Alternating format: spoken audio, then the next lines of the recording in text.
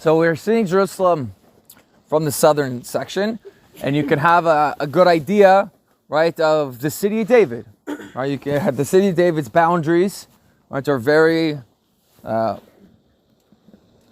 they protrude. Right now, when in the Bible, when it talks about the city of David, it means either sort of Jerusalem during the time of David, or a neighborhood, right, within the city, right, that was the old area of Jerusalem right before it expands.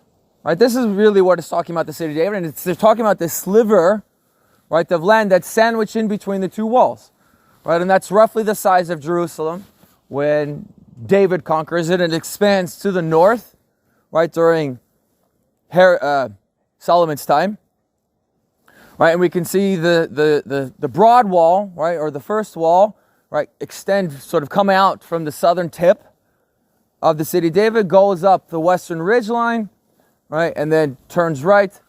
Now this is the second temple wall, but remember that this wall, the second temple, goes along pretty much the foundations and the route that Hezekiah's wall would have gone. Right now we can see these beautiful palaces, right, in the interior, sort of sandwiched in between the area of the city of David. Now this is not David's palace, because David's palace was destroyed by the Babylonians, right? But the artist put in one palace here, a palace of a woman named Queen Adabini, right? And she was queen of a region that is today like northern Iraq, eastern Turkey, and she actually converts to Judaism, and she comes and lives in Jerusalem and donates a lot of money to sort of the infrastructure, the upkeep, to the poor. She was what Josephus talks about, how she was a very beloved person. The people, the Judeans, really admired her. By the way, the sources for the artist, and I kind of skipped over this. This original model was put together by a gentleman in memory of his son who dies during the War of Independence.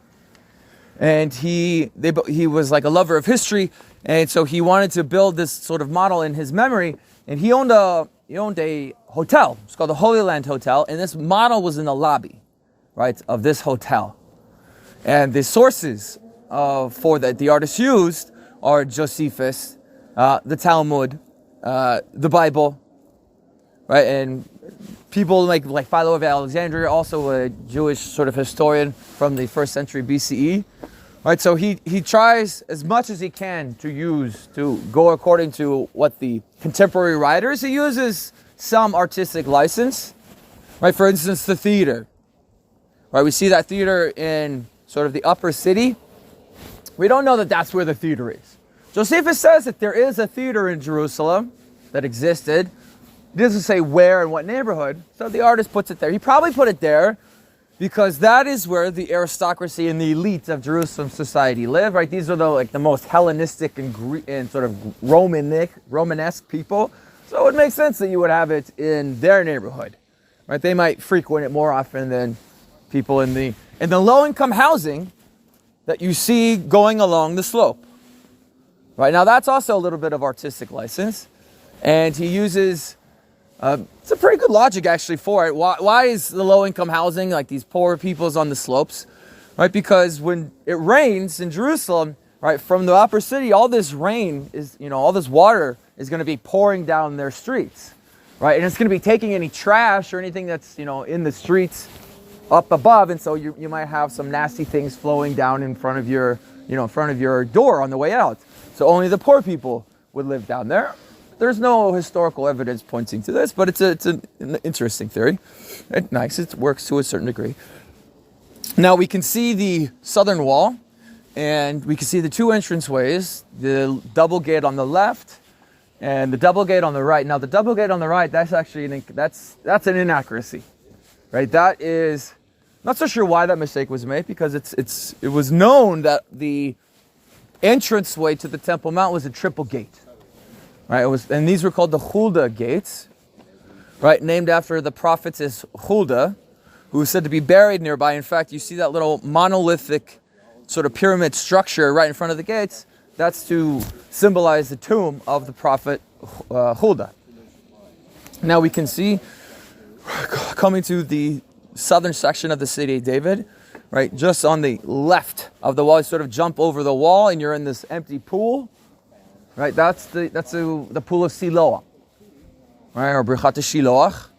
Now, what is missing here, because it really wasn't known that it was even there, is the spring tower, right? The tower that the Canaanites built to protect the spring of Gihon,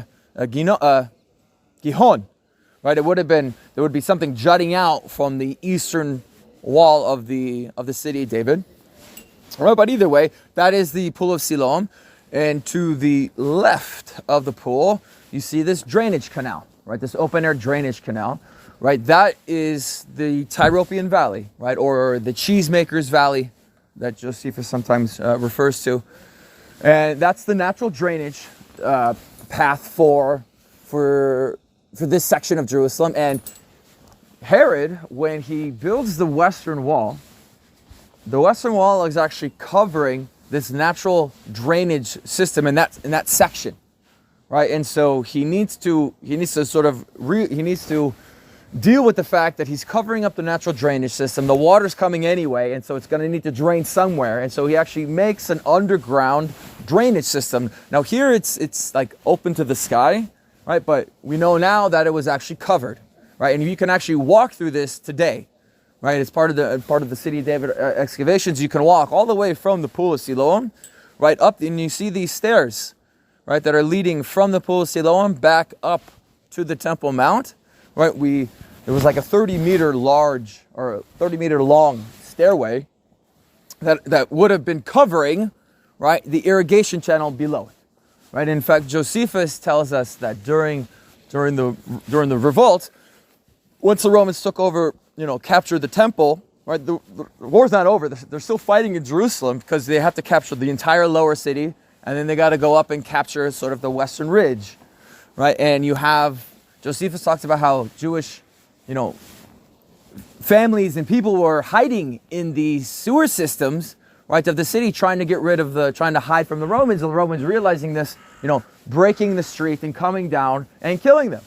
And in the City of David excavations, we found like pottery and clay jars and food and even coins that was brought down by these people trying to flee from the Roman soldiers that didn't make it, right? The fact that their food was still there shows that they were killed, right? And they were not able to escape from the Romans.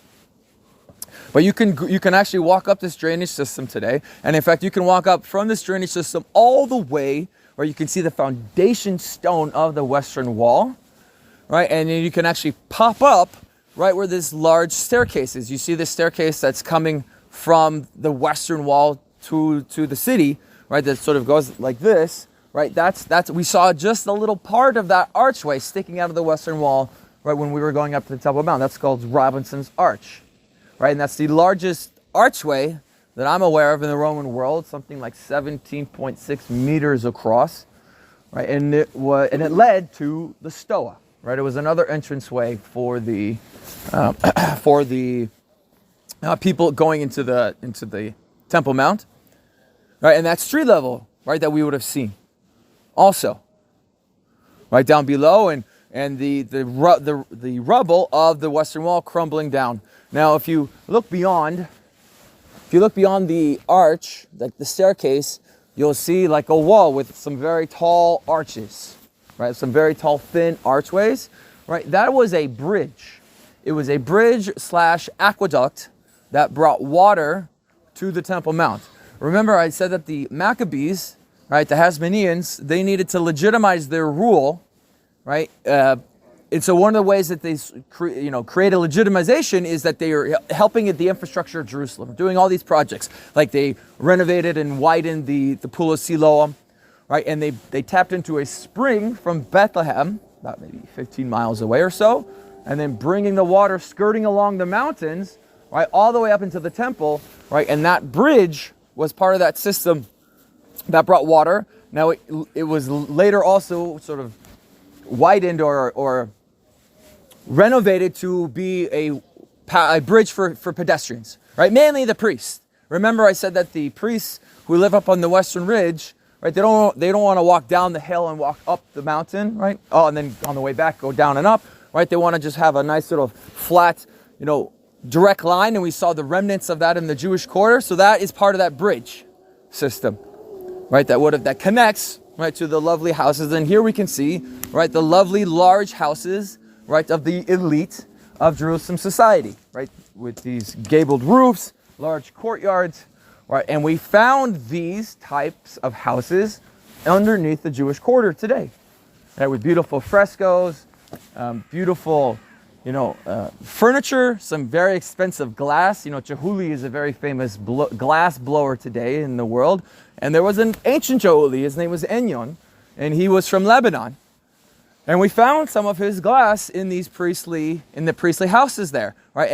And these houses were burned down to the ground. We found remnants of burnt wood, the fire damaging the frescoes. In fact, in one of these houses, we even found the arm of a young woman killed during the revolt, again, either by the Romans, right? And so we found a lot of this destruction. And in fact, in the house, right, we found like these weights, like these stone weights, with the names of the house, right? Katros is the name of the house.